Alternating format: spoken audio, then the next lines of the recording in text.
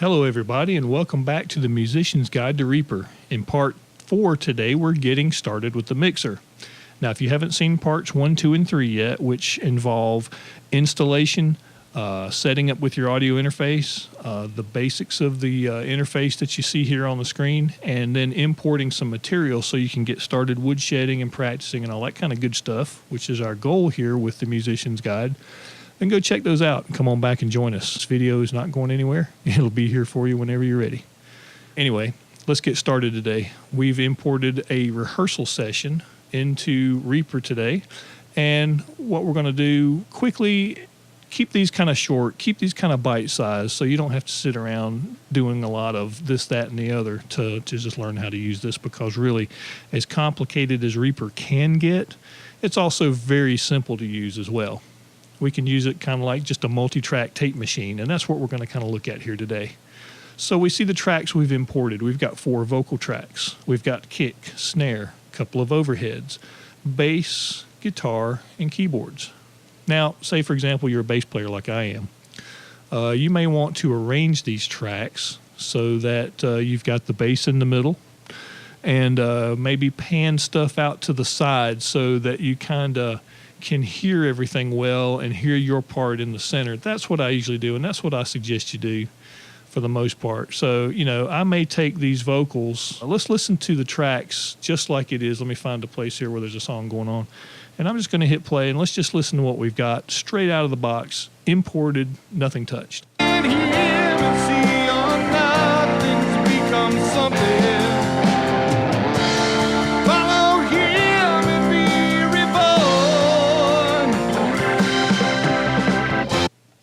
All right, so there we have it. Everything's playing, all our tracks are working good, and then you hear everything pretty much right in the middle.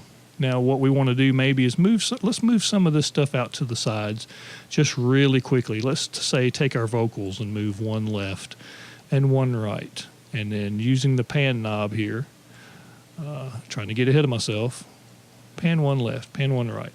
Kick drum, your preference, I like to keep it in the middle. Snare, also I like to keep it in the middle. Overheads, we've got 2. Let's go ahead and pan one left, pan one right. Me as the bass player, I'm going to go ahead and keep the bass in the middle, and then the guitar and the keyboards, let's go ahead and pan those left and pan those right. So now that's how your pan pots work, just like a balance knob on a stereo.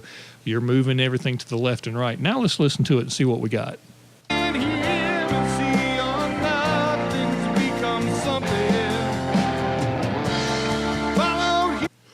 All right, so now we hear everything out to the sides. You know, it sounds like the singer on the left is maybe a little louder. So let's go ahead and do a quick little balance. And these faders right here, this is where you can control the volume of each track. And again, this is to your taste. We're not technically doing, well, I guess technically we are doing audio engineering, but we're just setting this up to where we have a nice, comfortable mix that we can jam along with and maybe do some woodshedding or do some rehearsal or arranging your part for the guys, whatever. So let's play that again, and I'm going to kind of balance this out so all of these sounds that we panned left and right are kind of even in the left and the right.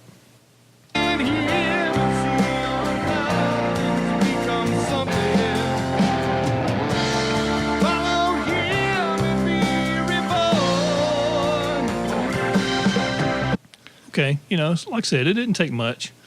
One of the great things you can do in Reaper is say, for example, I want my bass part up a little bit, and I want the rest of these guys maybe turned down so that I can hear that a little better. Well, let's do that here real quick with all these tracks. I'm going to click on track 1, and then here just to the left of the bass track, I'm going to hold down the shift key, and I'm going to click on this track. Now, as you see, it highlighted all of those. Now what I can do is just grab one of these faders while they're all highlighted and just bring them all down, see? And let's do the same thing with the tracks to the right of the bass. Let's go ahead and click on a track, shift, and then let's bring those both down.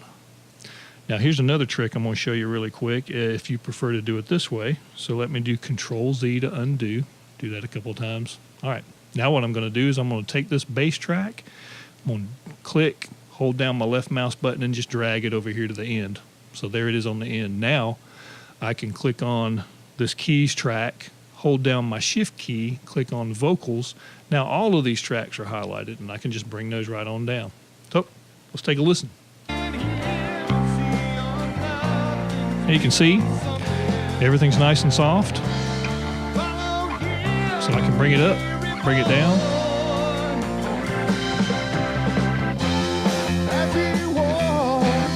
See, there we go. All right. Say for me, that's a balance. You know, you may hear it differently. You may want to arrange it a little differently to your liking. That's the great thing about Reaper is you can do that. I mean, there's no rules, right? If it sounds good, it is good. And you know, this isn't a finished mix. This is just a rehearsal session. And so we're not going to dive too deep into the engineering and the mixing and all that to make it sound pristine. We simply want to work out our parts. You know, actually recording for a demo or an album later on, that's down the road. Not only here at my channel, but also plenty of channels like the Home Studio Corner, the Recording Revolution, Pensado's Place. There's lots of places on YouTube where you can go to actually dive into the engineering portion of Reaper. But for now, we're just musicians working out our parts and practicing and getting our chops and everything worked up for certain songs. So there you have it. This is how to get started with a simple rehearsal mix that you can play along with. In the next video, we'll go ahead and hook up a bass guitar and talk about how we can actually play along with this and work out some things and maybe record some ideas that we have. So until then, you guys have a great one, and we'll see you next time.